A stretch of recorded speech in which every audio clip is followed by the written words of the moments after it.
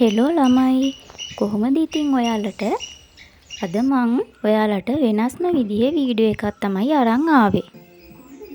ඔයාලත් මේ වගේ පැලවලට ආස කෙනෙක් ඉන්නවා නම් මේ වීඩියෝ එකත් එක්ක දිගටම රැඳී සිටින්න කියලා මං ඉල්ලනවා. ඉන්ඩෝර් ප්ලාන්ට් ගැන කවුරුත් දන්නවනේ. ඉතින් ඉන්ඩෝර් ප්ලාන්ට් කියන්නේ ගෙවල් ඇතුලේ හදන පැලවලට. මේ පැල ගොඩක් ගෙවල් වල ලස්සනට රූම් එකේ තියෙනවා. තව බාත්රූම් එකේ එතකොට සාලේ මේ වගේ ඕන තැනක අපිට ලස්සන කරගන්න තියාගන්න පුළුවන්. අද මම මේ වීඩියෝ එකෙන් ඔයාලට ඉන්ඩෝර් ප්ලාන්ට් එකක් ලස්සනට හදාගන්නේ කොහොමද කියලා දෙනවා. මේ පැල ගොඩක්ම හදාගන්න ලේසි වතුරේ දාලා තියලා. මේ වගේ වතුරට දාලා තිබ්බහම මුල් අදිනවා. ඉතින් මේ පැලේ මම වතුරට දාලා තියලා දැන් සති 3ක් විතර වෙනවා. බලන්නකෝ දැන් මුල් ඇදිලා තියෙන විදිය. මම මේ පෙන්නන පැලවල නම් ඔයාලට මම මේ වීඩියෝ එකේ දාලා තියෙනවා. ඉතින් මං ඒවා හොයාගත්ත එක වීඩියෝස් බලලා. හැබැයි දන්නේ නැති නමුත් තියෙනවා. ඔයාලා දන්න කෙනෙක් ඉන්නවා නම් ඒවා කමෙන්ට් එකකින් මට කියන්න. ඉතින් මං තාම පැල 2-3ක් විතරයි මේ වගේ හදාගෙන තියෙන්නේ බෝතල් වලට දාලා. ඉතින් ඒවා ටික මම අද අවුවෙන් පොඩ්ඩක් තියලා තිබ්බා. අපි මේ පැල සතියකට එකපාරක් හෝ දෙපාරක් උදේට වැටෙන අවුවේ තියන්න ඕන. ඉතින් මේ තියෙන්නේ ගොටුකොළ වර්ගයක්. අපි අර කන ගොටුකොළ නෙමෙයි මේවා මේ කනවද නැද්ද කියලා නම් මම දන්නේ නැහැ. හැබැයි මම මේවා ගොඩක්ම දැකලා තියෙන්නේ ගෙවල් වල ලස්සනට හදලා තියෙනවා. මම අද ඔයාලට මේ වීඩියෝ එකෙන් කියලා දෙන්න යන්නේ මේ පැල වර්ගය කොහොමද ලස්සනට බෝතලයකට දාලා ඉන්ඩෝර් ප්ලාන්ට් එකක් විදිහට ලස්සනට තියාගන්නේ කියලා.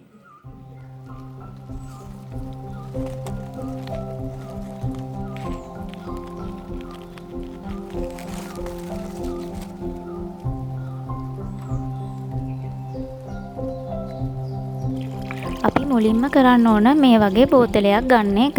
මේක හොඳට සෝදලා අපි පිරිසිදු කරගන්න ඕනි. ඊට පස්සේ ගෙදරින් හොයාගන්න පුළුවන් මේ වගේ එක ගල් වර්ග තියෙනවා. මං අරන් තියෙන්නේ අපි අර වැලි හලලා ඉවර වුණාම ඉතුරු වෙන ගල් තියෙන්නේ අන්න ඒ වගේ ගල් ටිකක් තමයි මම මේ තෝරාගෙන තියෙන්නේ. ඉතින් මේ ටිකත් අපි හොඳට හොදා ගන්න ඕනි.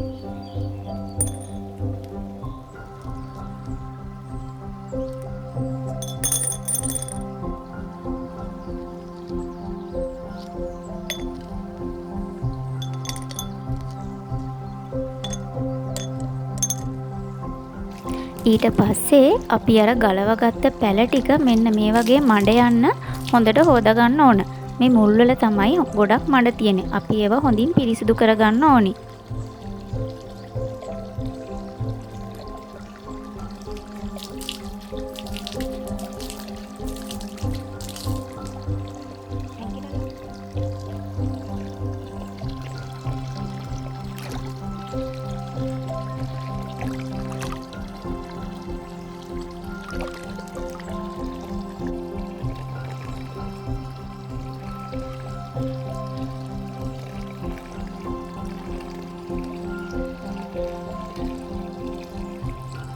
ඊට පස්සේ අපි කරන්නේ මෙන්න මේ වගේ ඒ පැල ටික බෝතලයට දාගන්න එක.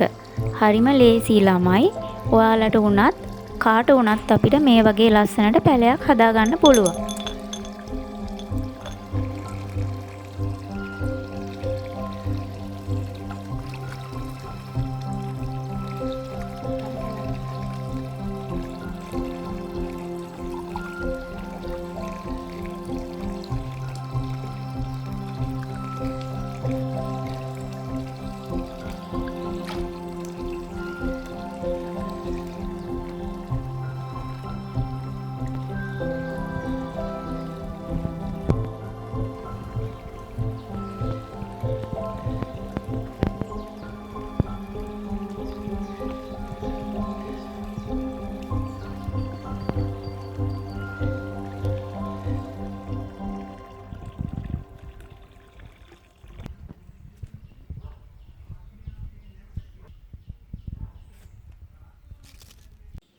ඊට පස්සේ අපි බලමු තවත් පැලයක් හදන්නේ කොහොමද කියලා. මේත් කලින් වගේමයි මේ පැලේ නම නම් දන්නේ නැහැ ළමයි මම. මුලින්ම පැලේ මෙන්න මේ විදිහට ආරං හොඳට සෝදාගෙන අර වගේම මොනා හරි ඔයාලා කැමති ටින් එකක් හෝ මල් පෝච්චියක් හරි කමන්නේ. ඒකට වතුර ටිකක් මෙන්න මේ වගේ දාගෙන මේ පැලේ දාගන්න තියෙන්නේ. හැබැයි මම මේකට ගල් වර්ග නම් පාවිච්චි කරලා නැහැ. මේ පැල මේ විදිහට වතුර එක්කට දාලා තිබ්බහම සති 2-3කින් මුල් අදින්න පටන් ගන්නවා. ඊට පස්සේ ඔයාලට කැමති විදිහකට මල් පෝච්චියක පස් ටිකක් දාලා මේ පැල හදාගන්න පුළුවන්. අපි දැන් බලමු අපේ ගෙවත්තෙන්ම හොයාගන්න පුළුවන් ඉන්ඩෝර් ප්ලාන්ට් මොනවද කියලා. හැබැයි සමහර නම් මම දන්නේ නැහැ. දන්න ඒ වගේ නම් ටික මම මේ වීඩියෝ එකේ දාලා තියෙනවා.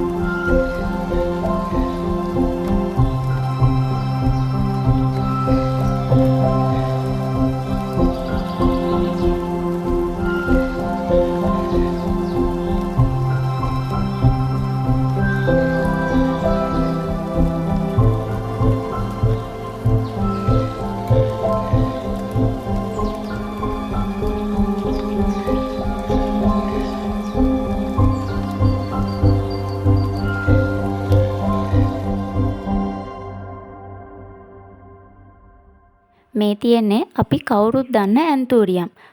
මේ පැල වර්ගෙ නම් ගොඩක් ගෙවල් වලින් හොයාගන්න තියෙනවා. හැබැයි ගොඩක් අය මේවා එළියේ තමයි හදන්නේ. ඒත් මේ පැලේ ඇතුළෙත් හදන්න පුළුවන්. මේ පැලෙත් මම දැකලා තියෙනවා ගොඩක් වීඩියෝස් වල එහෙම ගෙවල් ඇතුලේ හදලා තියෙනවා. ඉතින් මේ පැලේ නම නම් දන්නේ නැහැ ළමයි. ඔයාලා දන්න කෙනෙක් ඉන්නවා නම් කමෙන්ට් එකක් දාගෙන යන්න.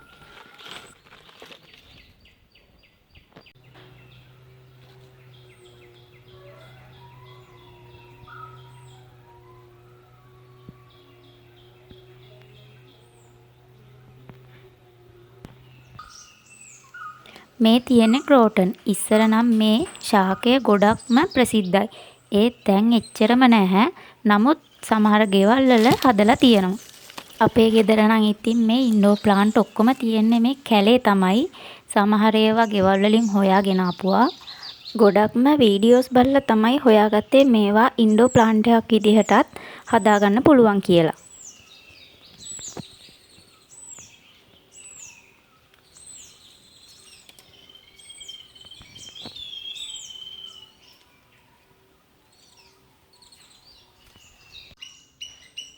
මේ පෙන්නන පැල වලත් මට නම හොයාගන්න බැරි වුණා. ඉතින් මේවත් කැප්ටස් වර්ගයට අයත් කියලා හිතන්න පුළුවන්. මේ පැලත් ගොඩක් කාලයක් වතුර නැතුව හදාගන්න පුළුවන්. සාමාන්‍යයෙන් සතියක් විතර වතුර නැතුව තියන්න පුළුවන්. සතියකට වතාවක් විතර වතුර දාපුවාම ඇති. මේ තියෙන්නේ ඒ වගේ පැලයක්. මේ තියෙන්නේ අපේ අම්මගේ අනිත් ඇන්තූරියම් පැල ටික. ඉතින් මං කලින් වීඩියෝ එකේ පැල ටිකක් ගෙනාවා. ඒවා ටික තියලා තියෙන්නේ ගෙදර ඉස්සරහා. මේ ටික තියෙන්නේ ගෙදර පිටිපස්ස. ගෙදරට එන කාටවත් මේ ටික පේන්නේ නැහැ. හංගලා තියෙන්නේ ඉතින් එනේන එක්කනා ගෙනියන හින්දා වෙන්න ඇති. මේ ඉතින් මෙතනත් අපිට ඉන්ඩෝ ප්ලාන්ට් එකක් විදියට මේවා හදාගන්න පුළුවන්. එහෙනම් ළමයි අදට මම වීඩියෝ එක මෙතනින් ඉවර කරනවා. ඉතින් මගේ වීඩියෝ බලන්න කැමති නම් ඔයාලා මගේ channel එක subscribe කරලා මේ මම දාන වීඩියෝ තවත් අයට බලන්න ෂෙයා කරන්න කියලා ආදරෙන් ඉල්ලනවා. මේ වීඩියෝ එක ගැන අදහස් ඔයාලා පහලින් කමෙන්ට් කරන් යන්න. මොනවා හරි අඩුපාඩු තියෙයි නම් ඒකත් කියන්න. එහෙනම් තවත් දවසක ආයෙමත් හම්බ වෙනකන් ඔයාලා පරිස්සමෙන් ඉන්න.